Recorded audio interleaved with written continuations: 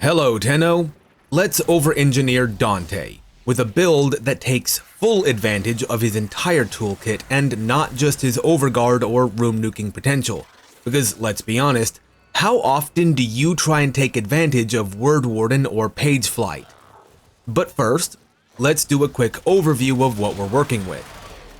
Dante's passive is simple but secretly a powerhouse. Killing enemies with the Noctua scans them into your codex. Once an enemy has been fully scanned, any attack against that same enemy type provides an additional 50% status chance to your weapons. Dante's first ability is his exalted secondary weapon, the Noctua. This tome-type weapon has two fire modes, a primary and an alternative fire. Primary shots fire off a single projectile and upon hitting a target, then split into multiple projectiles, scaling with your multi-shot, to seek out other nearby targets. Hitting a target helps to fill a meter to allow for a single-shot alt fire that does not split. Instead, it travels forward in the direction of your reticle upon activation. Primary shots have no punch-through, while the alt fire has infinite body punch-through. Dante's second ability is Light Verse. Upon cast, you'll have 1 second of invulnerability. Immediately upon the invulnerability ending, you'll gain a small amount of overguard and healing for yourself, allies, and companion. The amount and distance of the effect scales with ability strength and range. This also fills a page towards Dante's fourth ability, Final Verse. An interesting detail about this ability is that any cast that involves Light Verse also gives the 1 second of invulnerability before its effect will fully activate. Dante's third ability is Dark Verse. Upon cast, you'll force inflict 2/ procs on all applicable enemies within line of sight and force a stagger animation. Line of sight just means as long as you, the player, can see the target, even if Dante's face would be otherwise buried in Hildren's thighs. The ability can also break objects regardless of line of sight, and this too fills a page towards Dante's fourth ability, Final Verse. Dante's fourth ability is Final Verse, and here's where things get complicated, because this is technically 4 abilities in one, depending on the order and combination in which you cast Light and/or Dark Verse beforehand. Casting Light Verse twice, then Final Verse will trigger Triumph. Once the 1 second of invulnerability has ended, you will gain 8.5 times the amount of overguard gained from a single cast of Light Verse for yourself, allies, and companions. Weapons and ability kills from Dante or his allies will also restore a small amount of overguard over 2 seconds while Triumph is still active. Casting Dark Verse twice, then Final Verse, will trigger Tragedy. This will consume all slash, heat, and toxin procs on all enemies within line of sight and range of the ability, and condense them into a single damage instance with a multiplier of 3 times. Casting Light, then Dark Verse, then Final Verse, will trigger Word Warden. This summons a spectral copy of the Noctua, the hover, next to Dante and his allies. Anytime a player deals damage to a target with a weapon, their spectral Noctua will also attack the same target. Attacks from these Word Wardens, yours and allies, will assist in building up the Noctua's alt fire and can apply status procs from whatever is modded on the Noctua. Word Warden can only use the primary fire mode of the Noctua, but its shots still split into multiple projectiles, scaling with your multi-shot. And finally, casting Dark, then Light Verse, then Final Verse will trigger Page Flight. This summons 3 Peregrims, or Ghost Owls, to attack nearby enemies. Peregrims have a higher threat value, so enemies will attack them over you, but they're invulnerable to damage. Enemies hit by a Peregrim have increased status chance and status damage vulnerability to any source of status application other than themselves, so long as the status effect does not come from a forced status proc, such as Dark Verse. They also count as a summon. This toolkit is rather simple, but very powerful. The issue is that a lot of people ignore half of his toolkit, the Noctua, Word Warden, and Page Flight, because his Triumph and Tragedy are just so good. I can't prevent that. Building into any one part of his toolkit is also going to naturally increase the viability of the rest, and removing an ability for a subsume renders other parts null. What I can do is incentivize you to use everything in conjunction with a build that actually takes full advantage of everything he has to offer. In order to properly explain how everything works, it'll be a whole lot easier if I just show you the Dante build now. Everything here has a purpose that builds into something else. That's why this is called an over-engineered build after all. With that out of the way, we can now focus on the Noctua, the keystone of the build. The Noctua is a tome-type weapon, like the Grimoire, that can be equipped with two special types of mods called Invocations and Canticles. But unlike the Grimoire, which can only have one of each, the Noctua could theoretically be equipped with all of them if you so desire, but I wouldn't recommend it, and for this build, we only care about three: Zata, Riss, and Ja. Like Excalibur's Exalted Blade, the Noctua is a channeled ability, and normally anything that would restore energy over time is negated while a channeled ability is active. But the Noctua has a variable energy drain. It only consumes energy when fired, meaning there is a brief moment between each shot, even if you hold down the trigger, in which Zata Invocation, Nexus Energy, and Archon Stretch can actually restore energy. Even still, we're not going to be spamming the Noctua non-stop. There will always be a few seconds of downtime as you move around the map or if you swap to your primary or secondary weapon, in which case you'll be passively restoring your energy after an alt fire. This completely covers our energy economy, but I would still suggest 2 Tau Forged Azure Archon shards for an additional plus 75 energy each, just to play it safe. Here's where things start to get a little complicated. Despite the Dante build having negative efficiency, that won't actually be an issue. See, the Noctua, being an exalted weapon, still deals ability damage. This means we can use Secondary Encumber for a 24% chance on applying a status proc to then apply a second random status proc.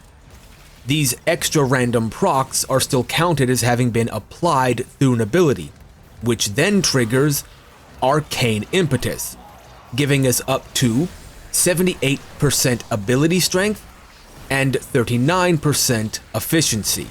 What's more is Word Warden can also trigger Secondary Encumber.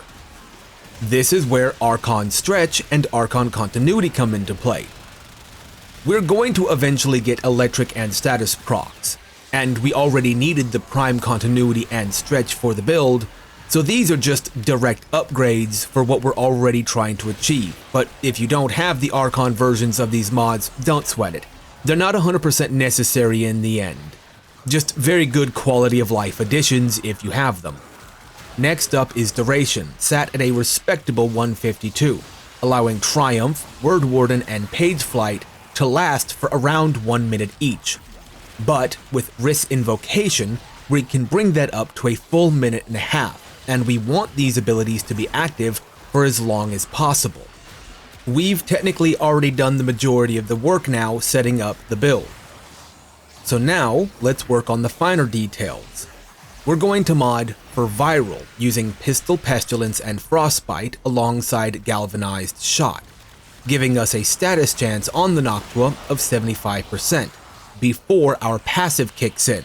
Remember, once an enemy has been fully scanned, we get an additional 50% status chance against it, bringing our total status chance to 87.5%.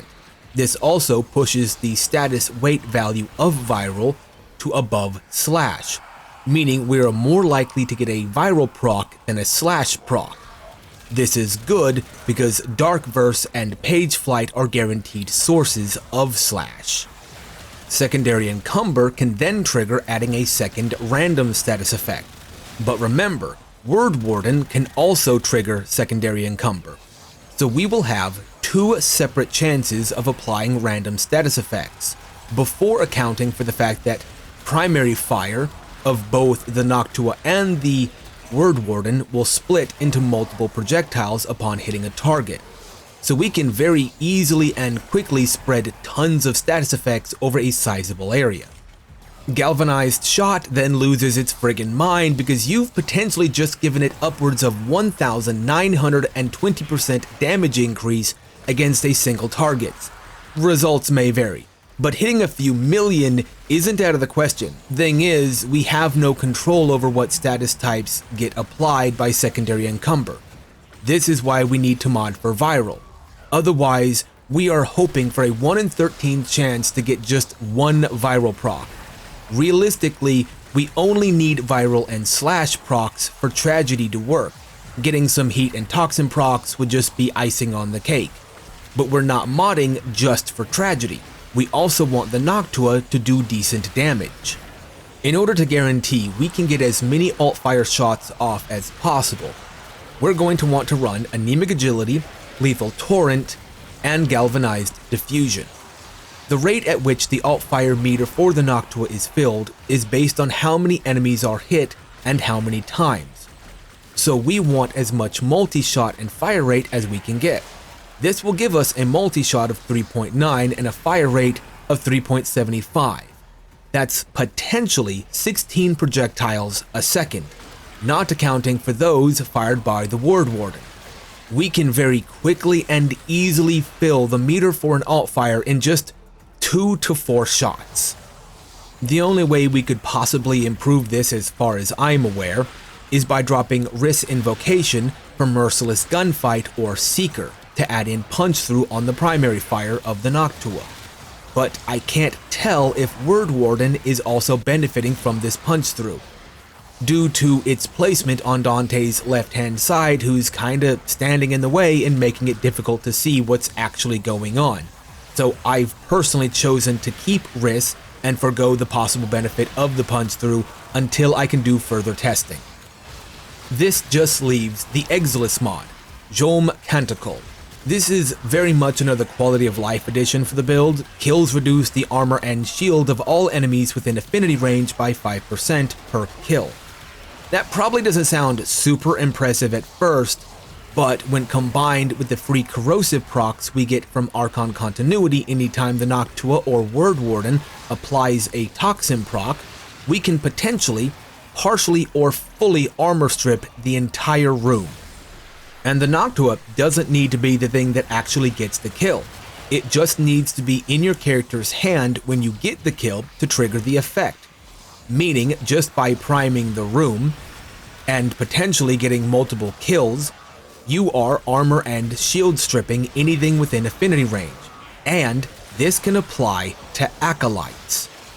Because of the Overguard and Triumph lasting for so long to help restore it, we don't really need anything else for survivability for general play.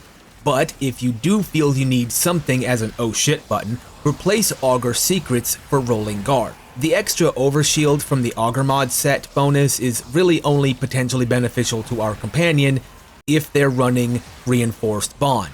Otherwise, it's there as a cushion in the event we suddenly lose our Overguard, but really isn't necessary.